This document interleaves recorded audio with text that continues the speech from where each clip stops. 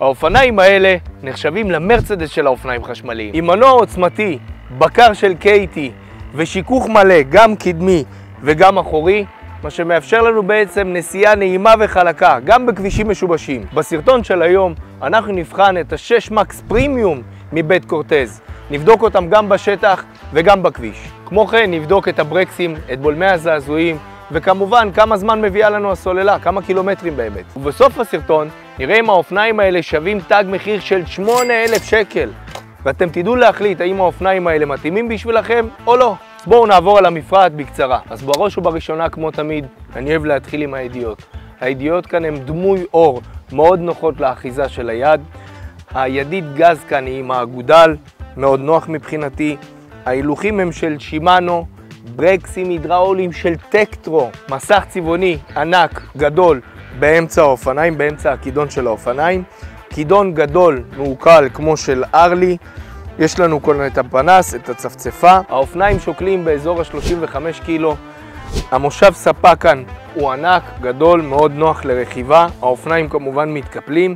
הסוללה כאן היא 21 אמפר, מה שייתן לנו טווח נסיעה מוערך של באזור 40 קילומטר, ומאחורה יש לנו פנס יפהפה, שעוד נראה אותו בהמשך. תיאורטית, כל זה נשמע ממש טוב, אבל האם זה נוסע כמו מרצדס ושווה תג מחיר של 8,000 שקל? מיד אנחנו נבדוק. בואו נתחיל במבחן הרכיבה.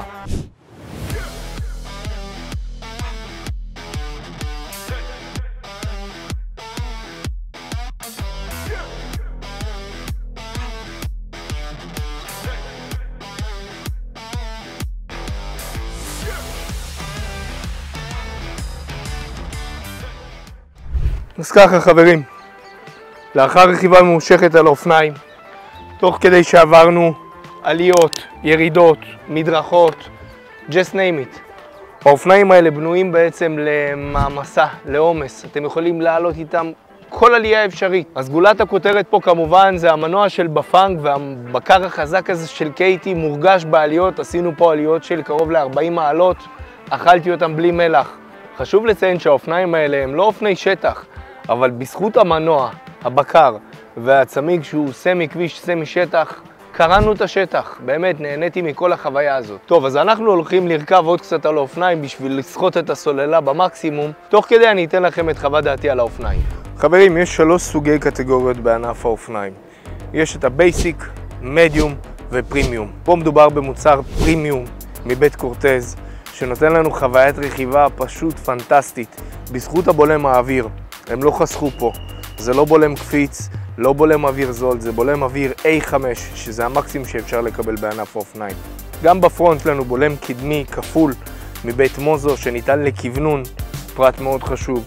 הצמיגי שטח פה נתנו לי יציבות מקסימלית. זה 20x4 אינץ', אז אין יותר מזה, ובאמת הרגשתי בטוח, גם בשטח, גם בכביש. הכידון הוא כידון הרלי, מעוקל, כיפי מאוד, נוח לאחיזה.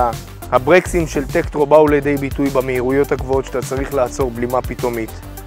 התאורה ההיקפית, מאחורה רואים אותך כמו שצריך. הפנס האחורי הוא פשוט פנטסטי.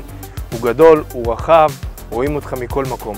ובגדול חברים, אני אישית אהבתי, אבל אי אפשר בלי חסרונות, הרי אין 100%, אין מושלם פה. בואו נעבור על כמה חסרונות. אז החיסרון הראשון שיש לנו כאן זה הצמיג. הצמיג 20x4 הוא מאוד יציב, מאוד כיפי, אבל אם אתם רוצים לנסוע ברכבת ישראל, לא יכניסו אתכם. המקסימום שמכניסים ברכבת ישראל זה 20x3 אינץ'. החיסרון השני כאן, המשקל. 35 קילו בערך. מי שהולך לעלות את האופניים האלה ברגל לקומה שנייה, שלישית, הוא בבעיה אם אין לו מעלית. החיסרון השלישי, הדבר הזה.